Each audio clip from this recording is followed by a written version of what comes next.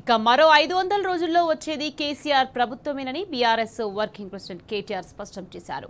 BRS 10 ఏళ్ల పాలనలో సుఖ సంతోషాలతో ఉన్న ప్రజలంతా 2 ఏళ్ల కాంగ్రెస్ పాలనలో తీవ్ర ఇబ్బందులు పడుతున్నారని ఆవేదన వ్యక్తం చేశారు. ఇక జూబ్లీహిల్స్ గడ్డపై మరోసారి గులాబీ జెండా ఎగరడం ఖాయమన్న కేటీఆర్ మాయమాటలు చెప్పి మోసం చేసిన కాంగ్రెస్ కు బుద్ధి చెప్పాలని పిలుపునిచ్చారు. ఇక జూబ్లీహిల్స్ నియోజకవర్గం ఉప ఎన్నికల వేళ బీఆర్ఎస్ పార్టీలో చేరిన ఎంఐఎం నాయకులకు కేటీఆర్ గులాబీ కండువాలు కప్పి పార్టీలోకి ఆహ్వానించారు.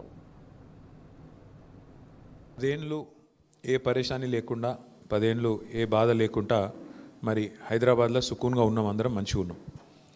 మరి కాంగ్రెస్ గవర్నమెంట్ వచ్చినాక 2 ఏళ్ళలో ఏమేమవుతుందో నాకంటే బాగా మీకే తెలుసు. ఇది మీరు ఎవరిని సతాయించకుండా, ప్రభుత్వం నుంచి ఏం ఆశించకుండా మీ వ్యాపారం మీరు చేసుకుంటుంటే ప్రభుత్వం మిమ్మల్ని బతకనియాలి.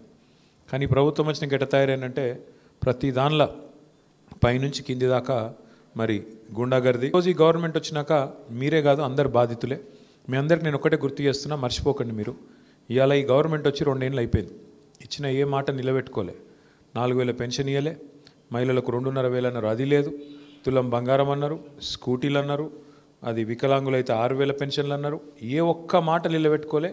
మీదికి వెళ్ళి ఇప్పుడు ఎట్లయిపోయిందంటే ఇందిరమ్మ రాజ్యం అంటే ఇల్లు గులగొట్టుడే పాయింట్ అన్నట్టు అయిపోయింది. వారం శనివారం వచ్చిందంటే చాలు ఏడవాలి, ఏడ గరీబోళ్ళు ఇల్లు గులగొట్టాలి.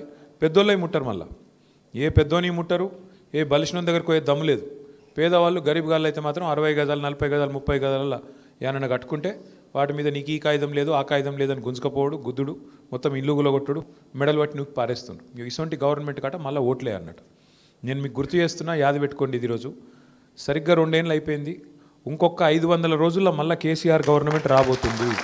ఎక్కువ టైం లేదు, ఎక్కువ టైం ఏం లేదు. చూస్తుంటే పోతాయి. 500 రోజులు కళ్ళు మూసుకొని తెరిచే లోపల పోతాయి. మీరు ఎవ్వడు ఏ రౌడీగాడు ఏ గుండగానికి భయపడే అక్కర్లేదు. మనం 14 నవంబర్ రోజు బరాబర్ మళ్ళా గోపీనాథ్ భార్య మాగంటి సునీతనే గెలుస్తుంది.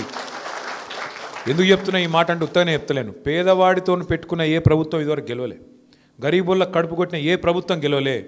ఇవాళ గరీబుల్లో కడుపు కొడుతున్న కాంగ్రెస్ వాళ్ళు కూడా ఇస్తారు, మీకు వస్తారు, మీ ఇంటికి వస్తారు, గల్లీ గల్లీకి వచ్చి పైసలు ఇస్తారు, ఓట్లకు పంచుతారు. నేను చూడు, నేను చెప్తున్నా, ఇవాళ 5,000 ఇస్తాడు, బరాబర్ తీసుకోరు. కానీ ఓటేటేయాలనే మీకు తెలుసు. ఇప్పుడు మోసాన్ని మోసంతోనే జయించాలి, ముళ్ళును ముళ్ళుతోనే తీయాలి. వాడు ఇస్తే పైసలు మంచిగా తీసుకోవాలి, ఎందుకంటే వాడు కూడా మందిని ముంచి తెచ్చుకున్న పైసలు అవి. మీ మార్కెట్ యాడుందో ఆడు ఉండేటట్టు చూసే జిమ్మేదారి నాది. ఆ విషయంలో మీరు భయపడద్దు. ఉన్నారు కాంగ్రెస్లో చిన్న చిన్న ఆకు రౌడీగాళ్ళు, ఇంత రౌడీగాళ్ళు ఉన్నారు.